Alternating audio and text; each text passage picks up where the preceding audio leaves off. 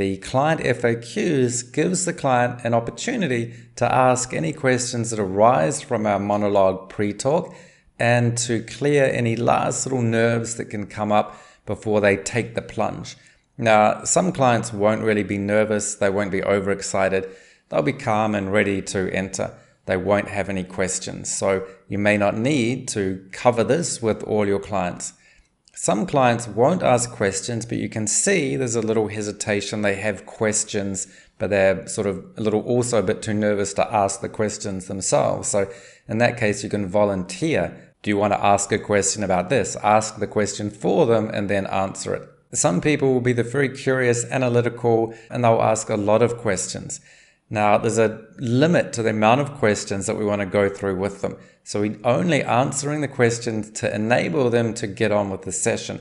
Sometimes people will be asking questions to the point of stalling. It's a manifestation of their nervousness and they're trying to avoid getting on with it. Other people it's their conscious analytical mind coming to the forefront and trying to drive the process. So we give them the minimum of answers required to put their conscious mind in the background to satisfy it so that we can keep it quiet, but also not to enable it or to continually feed it. So this shouldn't be a very long section and it may not be needed with all your clients, but if it does come up, these are some of the responses you can give and some of the key questions that may still linger. So when people are nervous before a session, one of the key things is that they know it's a past life regression. They know, therefore, they had a past death and they're worried or nervous about recalling the way that they died. So we can give them guidance on how we're going to manage the death process. So we can say, you can recall all experiences with a sense of detachment and peace. You will remain safe and secure in the chair. If something comes up, communicate it to me and I will guide you through it. We can watch it from a distance, yet stay with it enough to work through it and resolve it. We can reframe the meaning of the death process and explain to them the benefit of why it's really helpful to do it. We want significant things to come up so we can trace the issues to their root cause and get the results. It's better to have a past life death come up than to have a blank session or a lukewarm session that doesn't create a breakthrough. So we're here to recall past lives, past deaths, traumas, causative events. That's why we're here. And we're doing that because there's a benefit. Recalling a past life death can show you the transitory nature of suffering and the relief of being out of a body.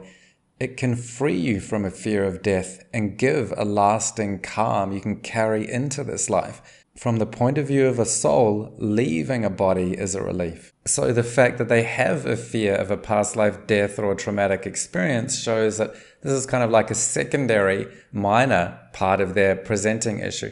Therefore, it makes this process all the more valuable and relevant to them.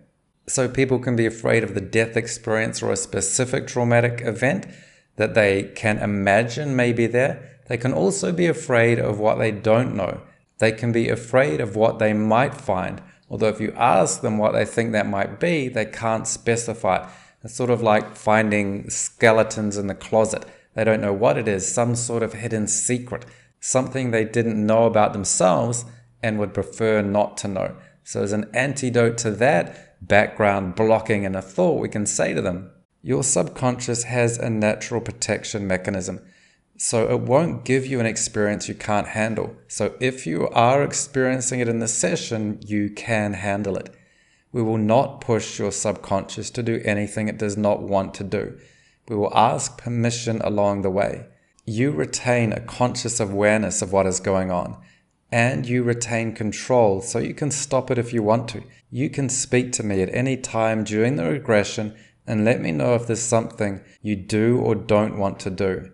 I have a peaceful confidence in you and the techniques. We can do it. So now and throughout the process, we continue to have our peaceful confidence, let that rub off on them, guide them through the process, encourage them to take the next steps, but we're not there to force them to do it, to push them. We're guiding them to that place. If they follow us, that's fine. Sometimes people ask you if they'll recall animal lifetimes.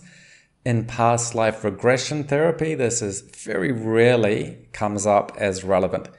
If they ask this question, I wouldn't get into too much of a discussion with the conscious mind about it. I'd just ask, why do you ask? There may be a possibility if it really relates to their presenting issue and their narrative of their current life, but it'd be very unlikely. Another thing you might hear is, I have enough problems with this life, why would I want to add to it with a past life? Now, when people say this, it probably means that they're not going to come for a past life session in the first place. But if they do, an antidote you can say is, your problems from this life may have past life causes, so they could have solutions in the past life. Doing past life regression therapy would reduce your present life problems, not increase them.